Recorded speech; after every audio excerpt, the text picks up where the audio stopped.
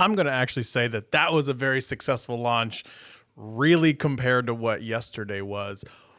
What is good, everybody? This is Scott. Welcome to Technically Speaking Live, special bonus edition, kind of bonus edition. How about just an edition?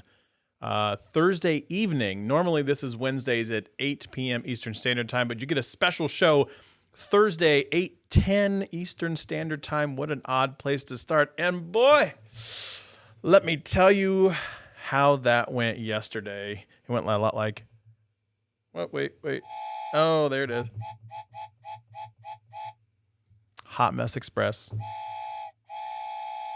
It was really bad yesterday. If you tuned into the live show, which I think about, 10 of you did. Let's just say that 10 of you did. You got to witness just an epic failure of all sorts by Spectrum Internet. I have no idea to this very day what happened to this very day. Like, it was weeks ago. It was literally 24 hours ago when everything hit the fan. I have no idea why my internet did what it did. It completely went out, just shut completely off all the Wi-Fi. So I used Ubiquiti Systems Amplify Wi-Fi. That thing made me so angry yesterday that I sold it. I literally took it to like a used technology store and was like, I don't want this. Bye. And just sold it. Didn't care. It didn't work. Like, the idea was like, well, it can handle a gig down. No, it can't. It couldn't at all yesterday. It literally did nothing at all from a Wi-Fi perspective. And then Spectrum Internet just completely just locked up solid. Didn't do anything. I don't know if it was just the Wi-Fi part from the Ubiquiti Amplify system or if it was a combination of Spectrum and Ubiquiti all in and of itself. It was a complete and total disaster. And you're 100% right, Andrew. It was a mild understatement. It was a hot trash fire yesterday. Hot, awful trash fire yesterday. But I want to stop by and I want to welcome the king himself, Tech King Mike, the man who runs one of the most fun live shows I've ever been on and I've ever watched. Saturday Night Tech Fights with Tech King Mike. If you do not check out his channel right now, you are missing out. You are naive to think that you know what's going on in the YouTube world if you don't check out Tech King Mike's channel. Same with Michael Daniels. If you want to learn anything at all about tinkering with tech, it is Michael Daniels and Tinkering with Tech. So those are the big shout outs to everybody that's there for now. Yeah, man. Oh, Tech King Mike, brother, I love you. Love you.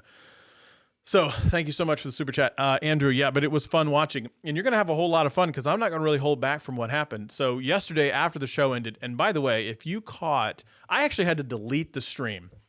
I deleted the stream because I was just dropping expletives like you wouldn't believe. It was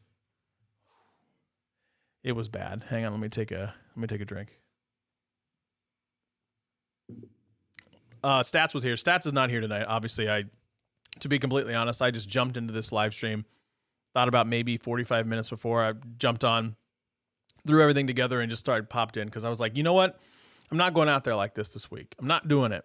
So last night after the live stream and my complete and utter rage meltdown, I called Spectrum, went back and forth on the phone. They had somebody out here at 11 o'clock in the morning. So I didn't even go a full...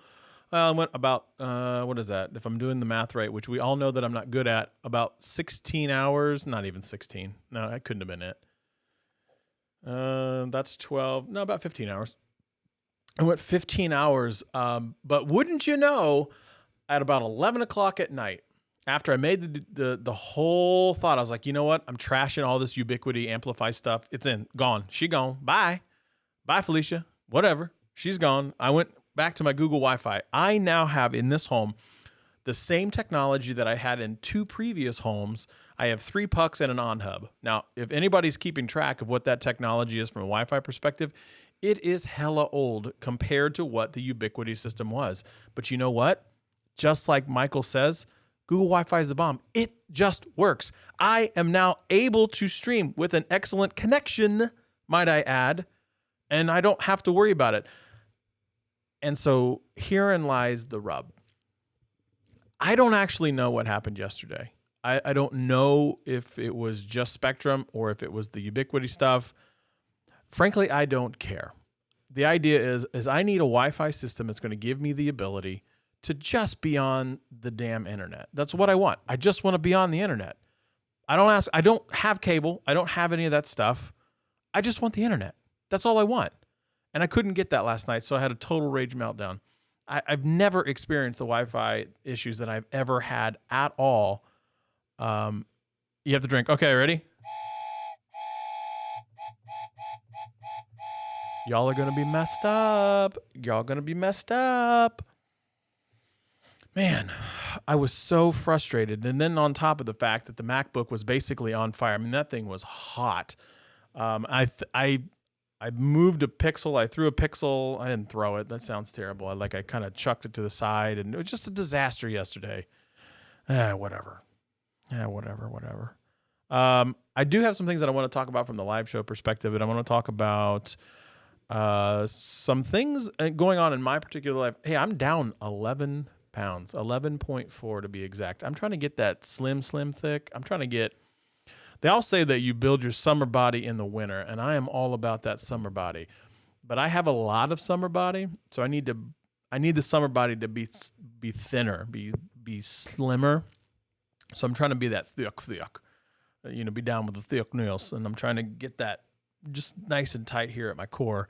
But there's a lot of things they don't tell you about when you're dieting. So I've done the Weight Watchers thing. I've done all that stuff. I talked about it last night. But one of the things that I have tried in the past, and I've actually had pretty good success with, is this concept of keto. But it's super aggressive. It's like you can have 2 grams of carbs per day, and that's it. And all you eat is greens and just stuff meat down your gullet. And that's not really my cup of tea. So I've tried to do something like a modified keto, where I effectively have 50 grams or less carbs, which is great. I feel fantastic. I don't really understand, I didn't really get the fact that with all the carbs, you get super bloated. And I have to keep one thing in mind, that this is, when it hits the internet, it's permanent.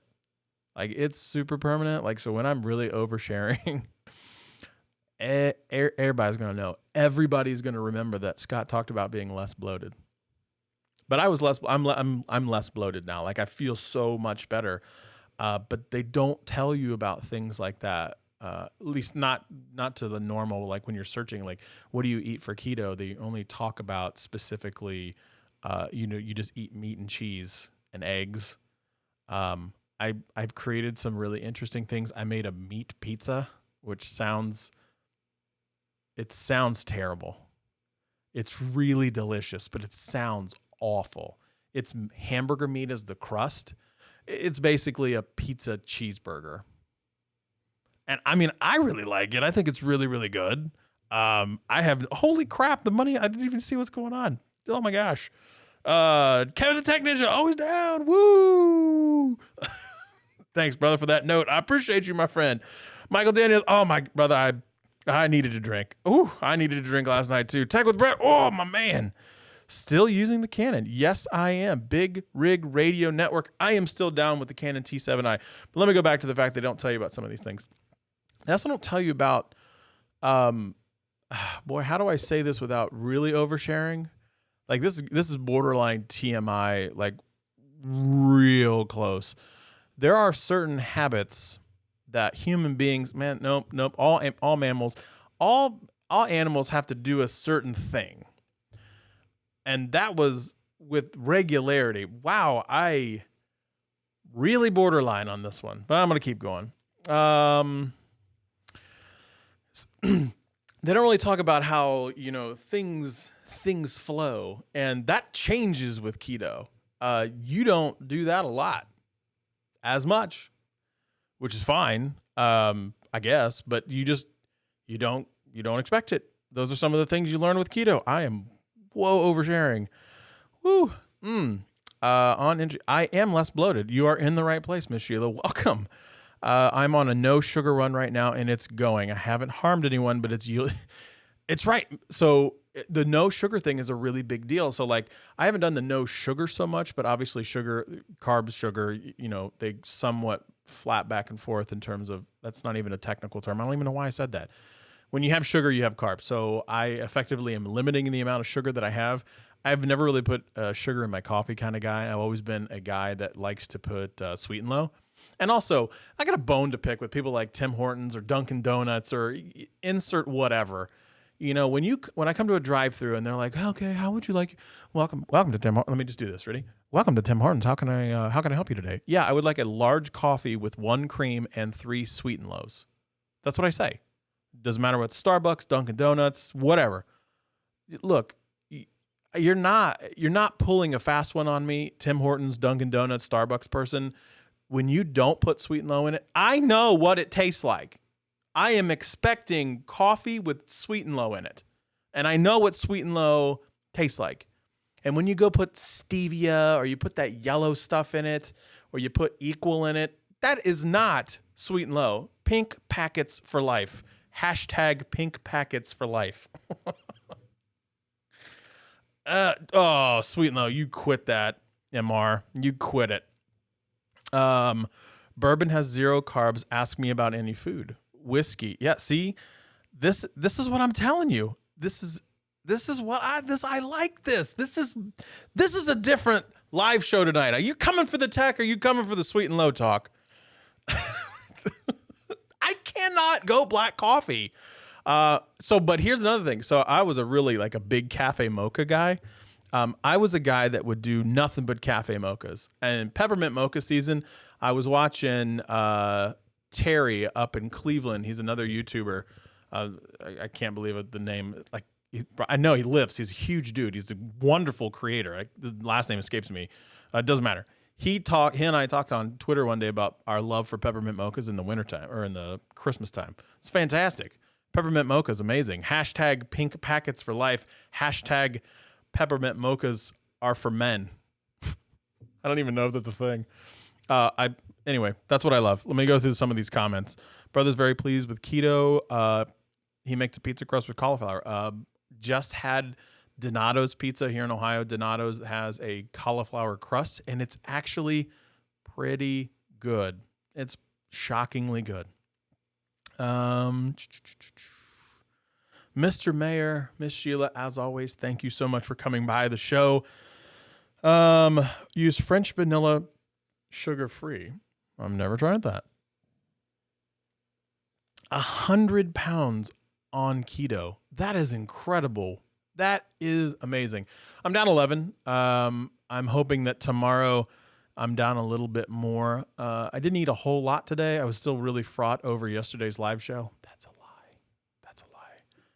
I was really angry over that. But anyway. All right. So I talked about the keto diet, things that they don't really expect, and I overshared way too much. I am going to be putting out a video very soon on a speaker that is enormous. It's called Soundbox.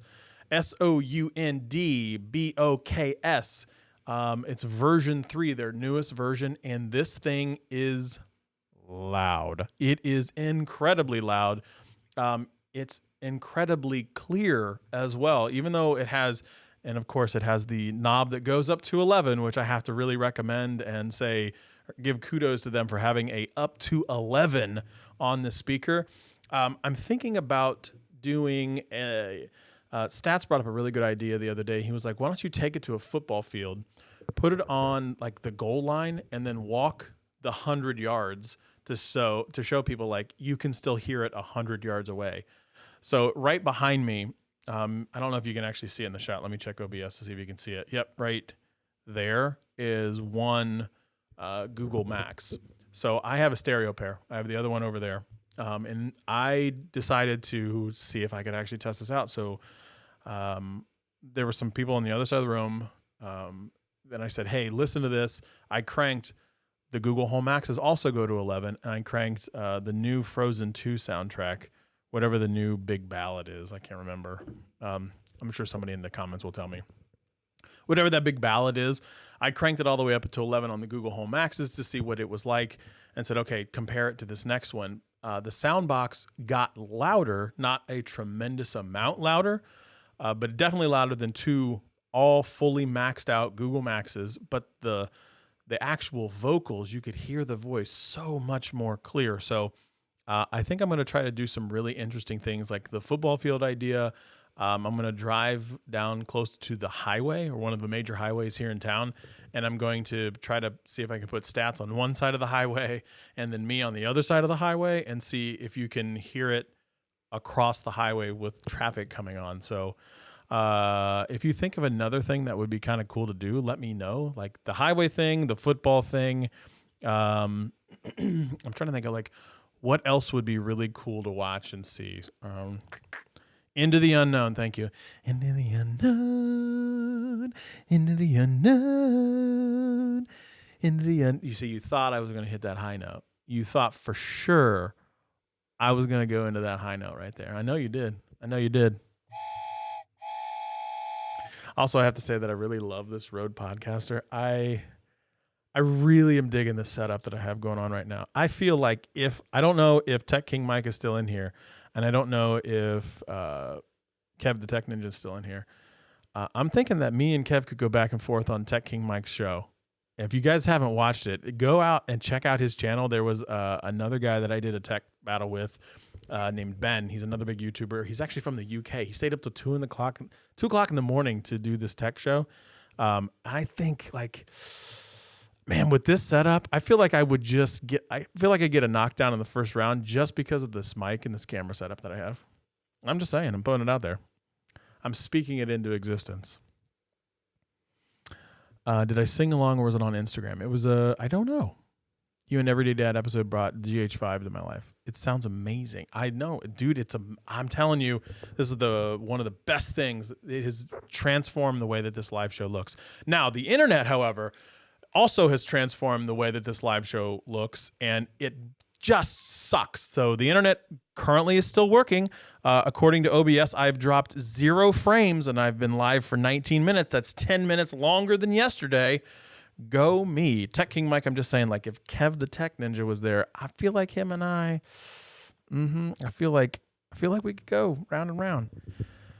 Save money for money. He's going to do something with that speaker. I think that's probably a good idea. GoFundMe account for my speaker incident. I'm trying to figure out, like, what should I do? The keto pizza crust and cooked it in the air fryer. Whoa, okay. Mike, I'm going to need you to hit me with that recipe for in the air fryer. Okay.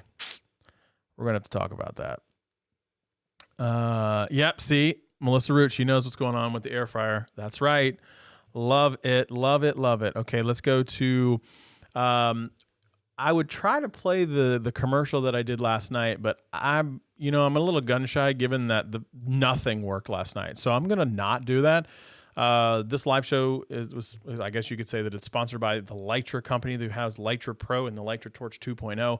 Fantastic lighting system. I have them actually up here. You can kind of see the way that I look. I really, really enjoy how lit up that I look. I actually have these fairly dim. I have these both respectively about 40%. Love the light. I can wash myself out if I want, but I tried to match a little bit of my skin tone since I'm wearing a little bit of red. But I love the lights. Still got a couple more videos that I want to come and make. I have to do the torch video. And I also want to show some folks how to make some videos with just their mobile or like I did one with the GoPro Max, but I want to get back one in using the iPhone. And the reason I want to do that is like Apple has some of the coolest, dopest apps. If you have a new iPhone, you really need to check out, and there's been videos all over the place. I don't know if they sponsored a whole bunch of, like Filmic is the name of the company, Filmic Pro. I've used Filmic Pro a ton with my Android phone, my Pixel phone. I've used it a ton with the iPhone that I have. Filmic Pro is a fantastic videographer app that's but available for both Android and iOS. But they just came up with this brand new app called Filmic Pro Double Take. If you check out last year's Apple event thing that they had in October, they brought the Filmic folks up on stage where they filmed both themselves and one of the exterior. So basically, I have my phone right here. They filmed themselves on the selfie cam, so the front-facing cam, and then also one of the ones back behind here. they filmed them simultaneously. And I was like, how in the world do you do that? Now, there are other apps out there that have always had the ability to do that, but none as smooth, in my opinion, as the Filmic Pro Double Take app. If you have an iPhone or if you know someone that has an iPhone, it's a free app. Go check it out. Effectively, you go in and you can say, okay, I want to pick certain angles to use with the double take. So you could do the telephoto or the wide or the ultra wide. You get to pick two. If you wanted to film the person over there and the person right here, so if you wanted to film yourself, I don't know why I said the person over here.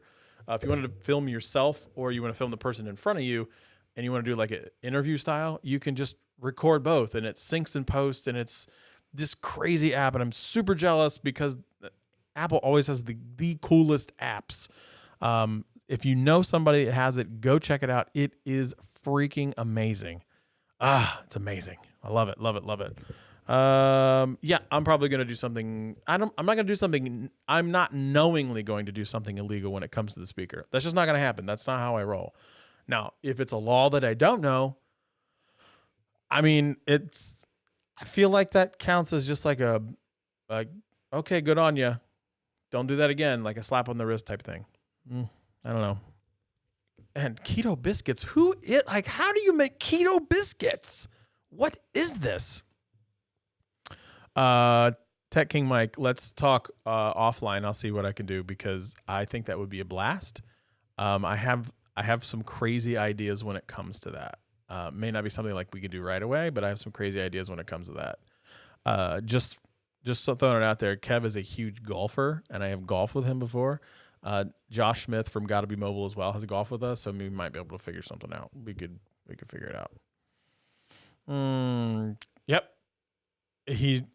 Michael Daniels is also another one. Tech King Mike, that's another fun show to go on. Yep. It's a good community to be in. It's awesome, awesome stuff. So let me take a quick drink.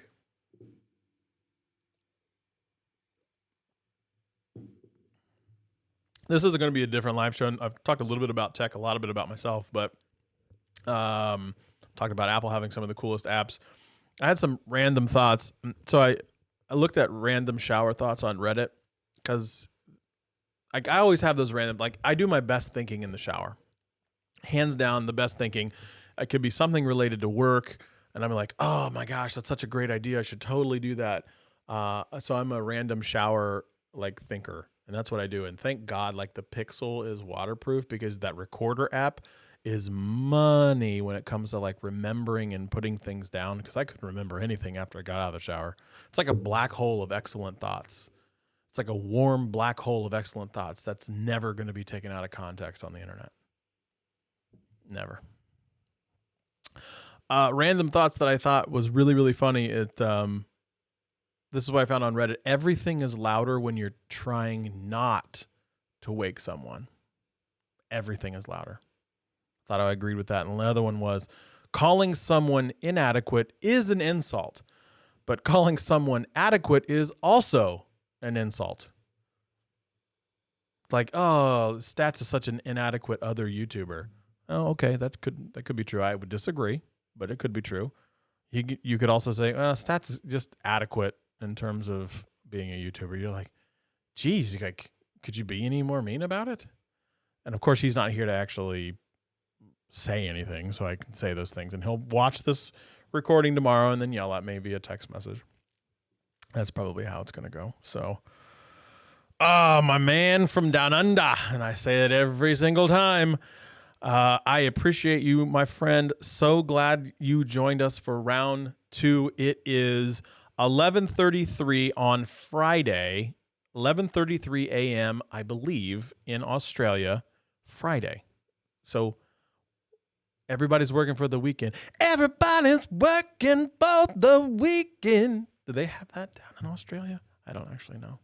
Please don't hurt me. Please don't be mad. You got a piece of my heart. It got it right from the start. It gonna do it in the show. Come on, baby, go. Anyway. All right, just a couple things that I want to talk about from the technical perspective, and I'm not going to try to shove this thing to be an hour. I'm just going to have it somewhat of a lively, fun conversation. Excuse me. 11:33 a.m. Friday morning. Bam! I know what's up in Australia. Oh, God, I got to go visit. Smartphone cameras and computational photography are the future. I have said it before, and I'm going to say it again, and I'm going to say it 10 times after this, and I'm going to continue to keep saying it. Computational photography is going to be the thing that eventually will, I think, take DSLRs almost all the way down to nil. And it's not going to be all the way down to nil, but for the people that, let me put it this way.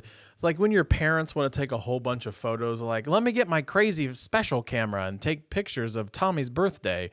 That's no longer going to be the thing anymore. So they have those DSLRs. Those sales are going to completely stop.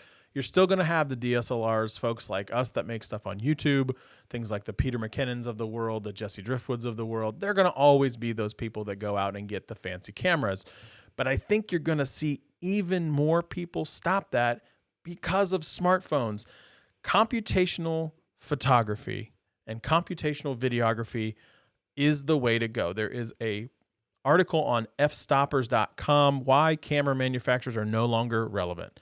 Because in the very first one, and I think I 100% agree with this, regular consumers don't want traditional digital cameras. I don't technically need a DSLR. I would need to do it for live shows the way that I want to do it. But I don't need a DSLR to do my YouTube. Just a couple videos ago, I showed you everything that I could do on a GoPro Max. That is not a DSLR. It's just not. They particularly say like digital camera sales peaked at 120 million units in 2011. It's been in a free fall ever since. Why? It's because the whole post-production thing. How many of us have a Google phone or have had a Google phone or have had some type of Google Photos thing automatically tell you, look at this cool thing that I did for your photo. And you're like, oh my God, that's amazing. I really love that. You didn't do that in Photoshop. You didn't do that in Darkroom.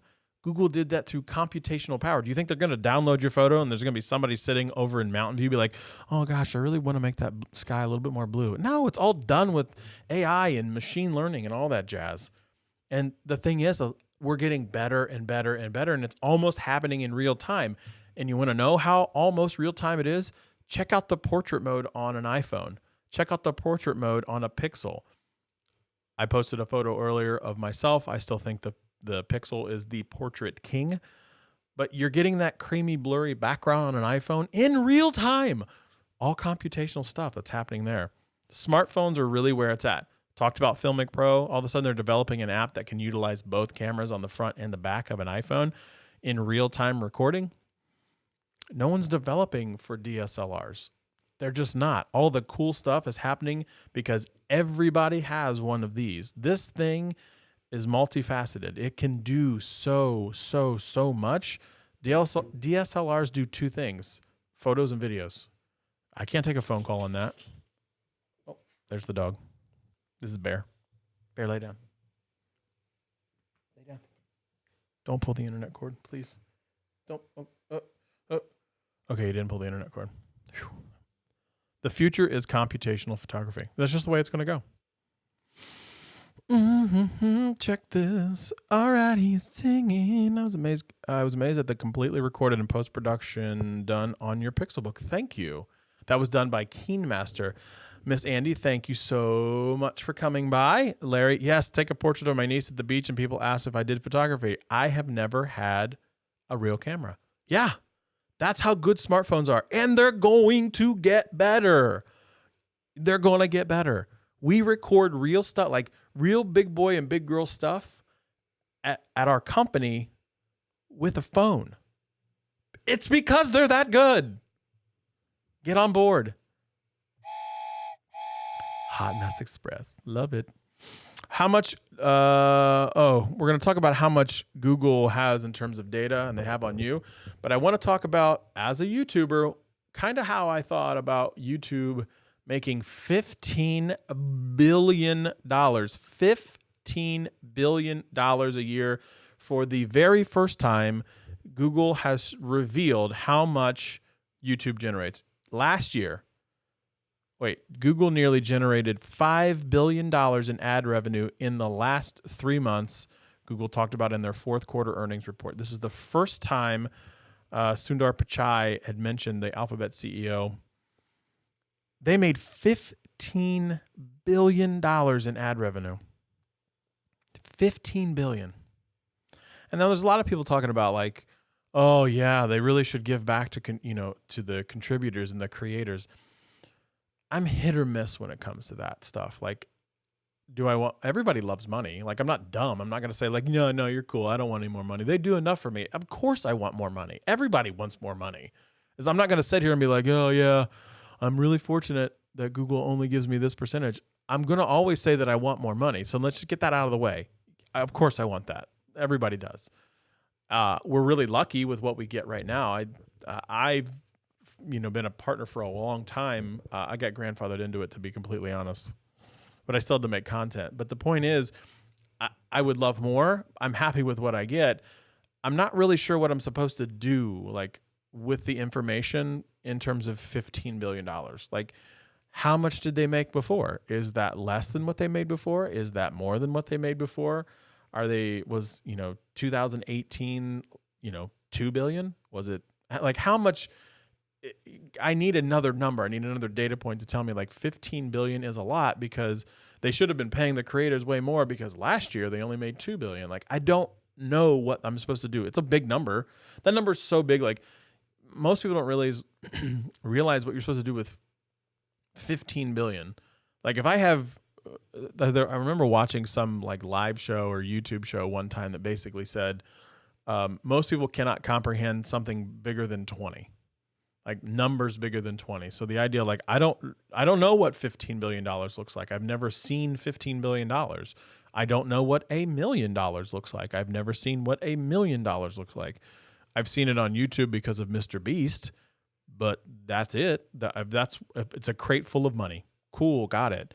I don't know what that means. Like, I don't know if Google should be paying creators more.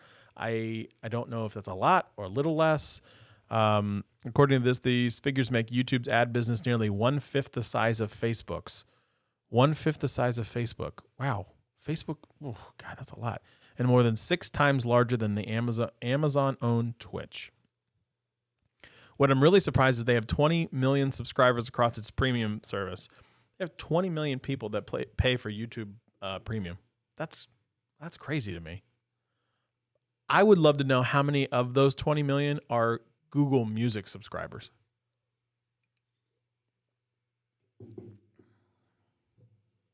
So it looks like Alphabet made over $46 billion in revenue. Sure.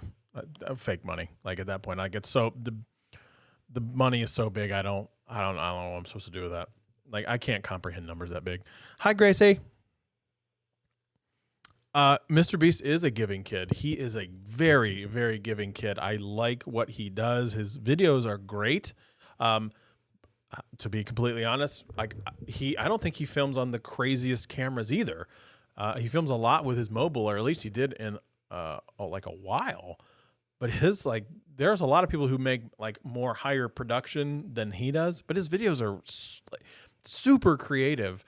There's another video series out there, like, how does Mr. Beast like bring people in to tell his story, and then why people have so many things. There are so many views and like watch minutes on his videos. It's fascinating to read. Miss Kathleen, hello. Welcome to the show that has been going at this point for about 30 minutes with no internet hiccups. How many drop rates? I have no frame rates dropped. I've been going live for 35 minutes. Bring me all the internets. I need all the internets. Google has a ton of information on you, but before I tell you what Google has on you, Google also gave your nudes away. They gave them all away. So those nude videos that you sent to everybody, not everybody, probably just a select few, they did a oops. They inadvertently exported some of your videos from your Google Photos to complete strangers. So your nudes have been leaked. They conducted an in-depth analysis after resolving the issue. Here is effectively what happened. Some technical issue. Now, I have no idea what the technical issue is. And it's not every Google Photos user. So that was very clickbaity of me. But let me tell you what it actually is. If you made a archive download your data service, like a takeout, Google Takeout. If you downloaded your photos and created like a zip file with all your stuff between the dates of November 21st of 19 and November 25th of 19, you may have been impacted by this. Maybe, kind of. The issue was resolved on the 25th of November of last year. It was some technical issue where other users were sent to other users' archives were sent to other users. It's a really ungood look. Like, it's not a great look. User privacy is a extremely hot topic. It's one that's very close and very near and dear to my heart. I'm glad that they have since fixed the error, but we can't be naive to think that something like this might happen. The old rule of thumb, or I guess old rule of thumb, is like way back in my day when I walked up 2 hills one way and did a thing. The cloud is essentially someone else's computer. It's the same concept. Is like, they don't say like if the cloud is breached. It's just when it's breached. So you have to be really cognizant of what you are putting in the cloud or into any service. You just know what you're putting up there. If you don't want it to be seen by some complete stranger, don't put it on the internet. Don't put it up there. Yeah. I don't know if that means you just take your nudes and send them to somebody else like Polaroid style, but I don't know what that is, but like, figure that out. Don't do that, I guess.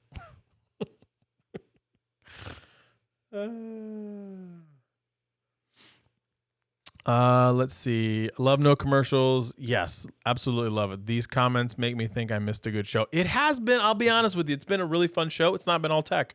I have talked about some rando things, and I talked about keto. Go back and watch it, I guess. Yeah. All of the nets. Streaming is solid, brother. No dropouts. My God, yes. From down under. No dropouts from under.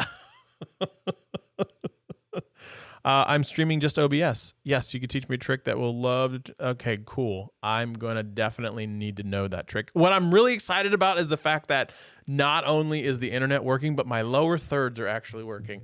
Everything is working, and you know the only thing that's different, Stats isn't here. I'm not saying that he was the problem. That's not what I'm saying. What I'm saying is he's not here. That's what I'm saying. You can take that as you wish. And when Stats sees, wait, I think I started to freeze. Oh, I didn't freeze. Well, I'm freezing. I don't think I'm freezing. Am I dropping rates? Nope, still good. Let's talk about how much data Google has on you. So this isn't just Google. Let me just say this. Amazon does it a lot, and a lot of people don't realize how much Microsoft has on each individual. Microsoft has its hands in a lot of other things and a lot of other services that you use that you didn't even know Microsoft did. But let's talk about Google for a second. When you are signed into your Google account, and I would be willing to bet you 90+% of us on this particular stream right now are, they get a ton of information about you. So if you want to check out how much information Google has on you and what they consider quote unquote public, go to your Google account page, type in your Google username without or with the @Gmail, go to the menu bar, search personal info. You can delete your photo, name, whatever you want. Go to the go about me or what about me, and then look there. And through all of this stuff, what you can also find is the fact that anytime you say, hey, keyword, and when I mean keyword, I mean Google. Trying to make sure she wasn't listening. You can hear your audio recordings. What's really cool, I can also hear my kids' audio recording. So like my young 4-year-old, when she asks to play like Peppa Pig or something like that, I can hear that, and it's super cute, but it's also kind of creepy. Like it goes back to my point I was making earlier, is like, if you don't want someone in the cloud to hear it, don't put it there.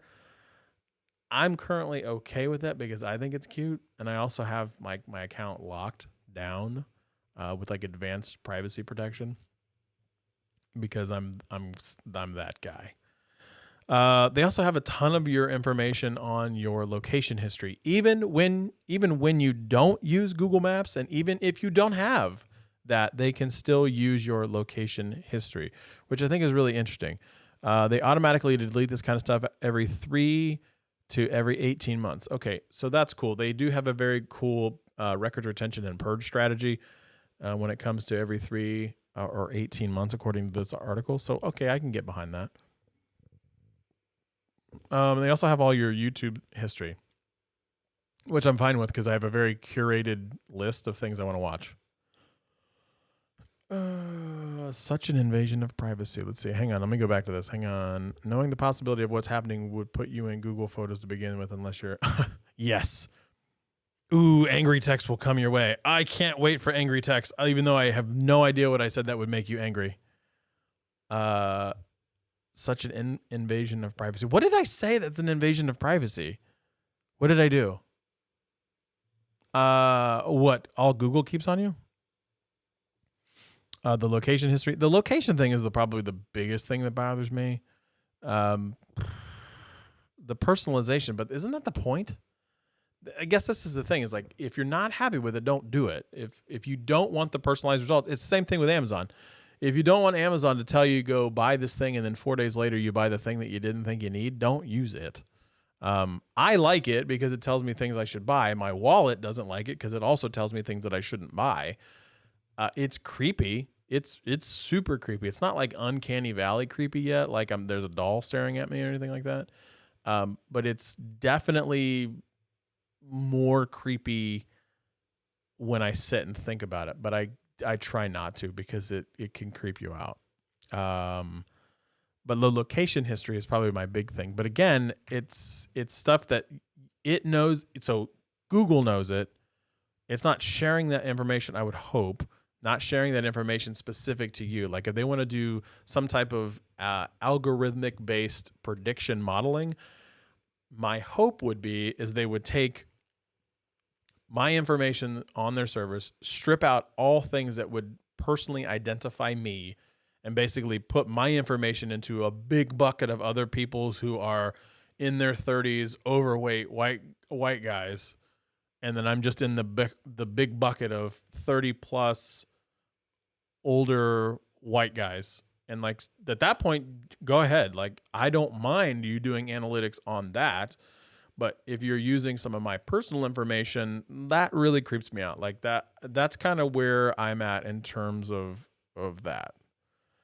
I'm talking about talking to Google. I only have 11 speakers in my home. Yeah. So I'm talking about the talking to Google thing is really, really interesting. I only have 11 speakers in my home. You and I are like, my brother. I have a lot of Google Homes run through my house. Minis, regulars, maxes, hubs, you name it. I probably have it in the home. It can hear a lot. It hears a lot. And you have to be okay with that. It's the what does this service give me? It's the quintessential. If you didn't pay for the service, you are the service. And yeah, I get it that you paid for the hub, but I'm not paying anything for the Google Assistant. And she gives me so much in terms of benefits that right now it's worth it. In the future, great question. What are your thoughts on a single source password keeper? I haven't used one yet. However, I'm concerned to commit. I use one. So I use LastPass, and I love it. Now, one thing to keep in mind, LastPass is not it's not also prone to not be hackable. I use a lot of knots there. It can be hacked, and it has been hacked in the past where you have to change your master password, which is fine. But then you may have to go in and change all of these other crazy passwords for everything else. They have a great password generator in there. It generates a really strong password that you will never remember. It's like Y, uppercase Y, lowercase K, 1, lowercase X, WU. Like you'll never remember what the passwords are. But you only have to remember the one master password. And if you need to switch passwords on all these sites, it makes it a little bit easier too. I like LastPass a lot. It's fairly expensive, I think, but it's worth it for me. Like it makes it so much easier to go in, sign in, because I can sign in on Chrome and then it remembers all my passwords everywhere else. Now Google actually has a really good password protection as well, or not password protection, password keeper as well, built into Chrome, and I use both. So I would recommend for sure getting a one single. Like I would recommend LastPass. Yeah. But hit me up on Twitter if you have any other questions about that. Hub maxes. I do not shame me, Kathleen. I do not have a single hub max. I have two of the smaller ones, and then the maxes that you see here, but not a hub max. I would love to get a hub max. Actually, what I want to do is I want to get a hub max and then embed it in the wall. Because I think that would just look super dope. Then I can like do all this stuff. So, yeah, I think that'd be super awesome. Oh, Daniel, thank you so much, brother. I appreciate you. Thank you. Just wait till Workplace starts giving insurance discounts for smartwatches and health data. Yeah, I truly believe that's right. And you want to know why I think it's going to happen? Because the same thing is happening when you do things like all these discounts that insurance companies want to give you for good driving. Yeah. They're going to do the same thing. Like, oh, if you average 10,000 steps, I'm going to take $10 a month off of your insurance premium. Oh, yeah, that's probably really going to happen. I'm not sure how I feel about that. I like the idea, but I think part of the struggle that you're going to have with that particular bit is how do you make that equal for everybody? Not everybody's going to be able to go and walk 10,000 steps. You know, there are some people that cannot walk. What's their benefit? What's the thing that they can achieve to where they can get that same benefit? The equality question is where I start to get into like the healthcare stuff.